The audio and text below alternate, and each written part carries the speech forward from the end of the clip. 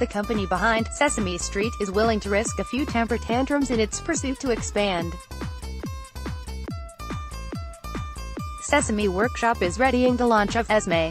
The show centers on two monster babysitters, a young girl and her shaggier, yellow-horned counterpart, who help their young charges avert monster meltdowns, while getting them to play games and take part in scheduled activities. The series, which debuts 9:30 a.m. Eastern August 18th on HBO, also serves to send a new signal that Sesame Workshop wants to broaden beyond Big Bird and Oscar the Grouch in the not-too-distant future. "We are always going to be very boutique-y and selective, with a focus on quality as opposed to quantity," says Steve Youngwood, President of Media and Education and Chief Operating Officer of Sesame Workshop, in an interview. Still, he notes, "If we are going to be true to our mission in today's fragmented world, we need a broader portfolio of properties and content." Sesame has launched other series in the past, including the popular kids series, The Electric Company, and 3, 2, 1 Contact in the 1970s, and, more recently, Pinky Dinky Doo, for Nickelodeon's Noggin cable outlet. But Esme, "If we are going to fulfill our mission, we had to go beyond Sesame Street, from a creative and educational and product perspective," says Youngwood.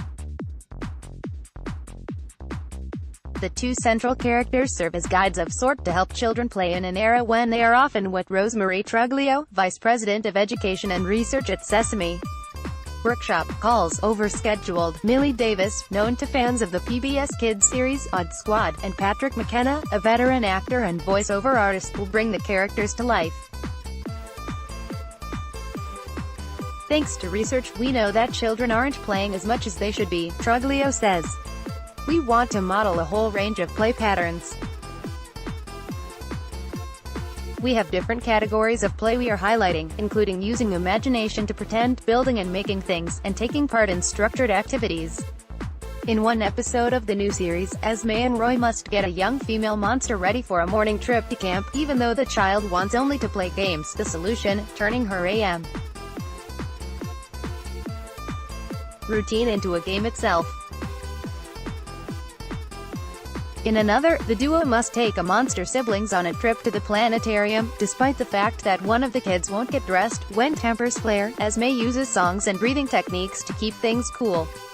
"You see these characters, these little monsters have these meltdowns, big emotions, frustration, anger, disappointment.